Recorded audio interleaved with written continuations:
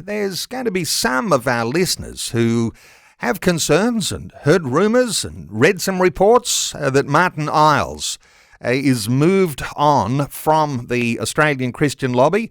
There's been a bit of an outpouring of emotion, but give us your insights into, what's happening from the perspective of the Australian Christian lobby. Well, Neil, there's really not a lot to be said.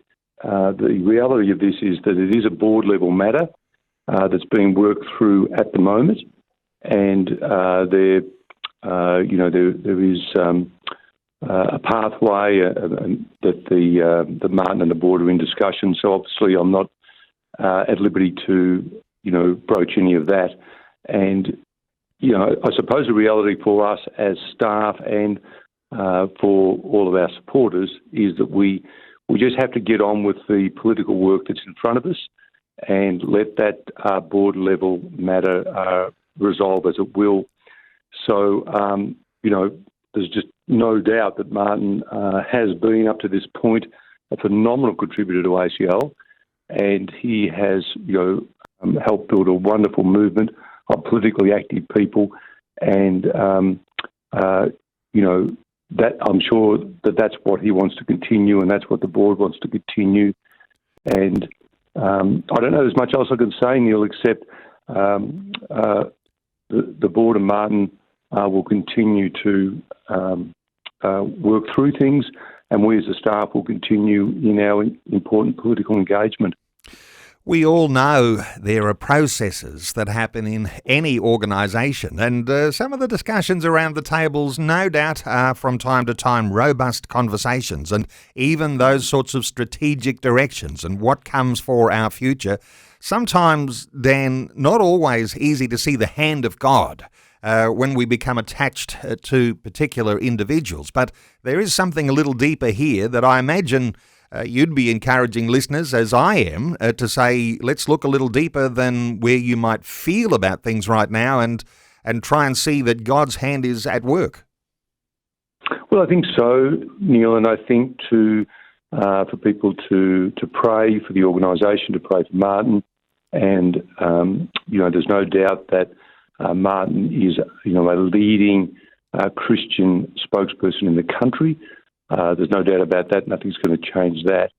And there's no doubt that ACL is a force for bringing Christian influence into politics. So those things aren't going to change. And these things will resolve. So, we look to God, we trust in God, and to those who have been unsettled by this, that'd be my encouragement as well, to look to God, to pray for everybody involved, and I think very importantly, pray that the vital work of helping young people, helping the vulnerable, helping the unborn, that all of that continues, because nobody wants to see that unsettled. Well, you've got an outstanding team, and the team, the whole organisation, is more than one person, although he did play a very important role. But just take us for a moment here, Dan, if you can, to what the Australian Christian Lobby is designed to do and has been successfully fulfilling that function and that strategy for now well over 20 years. Give us some insight here into just the sorts of things that on the day-to-day basis, this is what you're called to do effectively. Well, political influence is probably our number one criteria by which we are measured.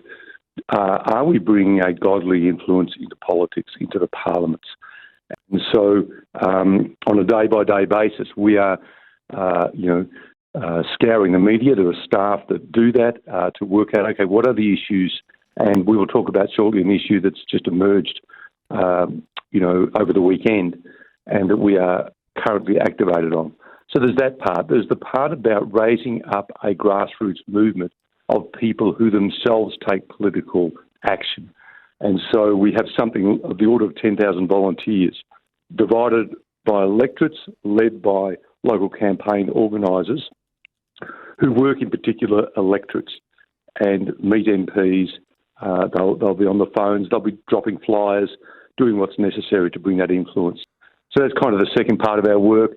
The third part of our work has really been a lot around social media, a lot around the truth of it. There's a sort of an explanation certainly that Martyn has given about cultural Marxism and how that's upstream from politics and how it actually impacts politics. So those communications, whether it be by Martyn, by Wendy or others, will continue so that people understand the importance of being involved from a theological perspective. So that's probably the third limit of our work. And of course, there is, what you call probably, mainstream media. We have a strong presence in the mainstream media. We are close to many journalists on all sides of the political spectrum. And we have people in the parliaments who wear out their shoe leather talking to MPs. And Wendy, for example, is flying into Canberra this morning. She'll be busy meeting with federal MPs this week. So that's largely the scope of our work. And we have something of the order of 260,000 supporters who support that work and about 10,000 volunteers who are saying, hey, I want to be boots on the ground as well. So that's very exciting. Well, it is a significant organisation. There is a significant purpose there in what you do before God and keeping Him front and centre. A time when there might be some sort of upset that some people might recognise, but a time to actually say, well, what are we going to do here? And my encouragement, as I think yours is too, Dan, is to dig in a little deeper, to hold firm and see some of these objectives through to some fulfilment so that there can be effective engagement in the Australian political process. And as you say, 10,000 volunteers, upwards of 230,000 subscribers. It's a substantial organisation, and there will be those who are saying, what can we do to take this another step further?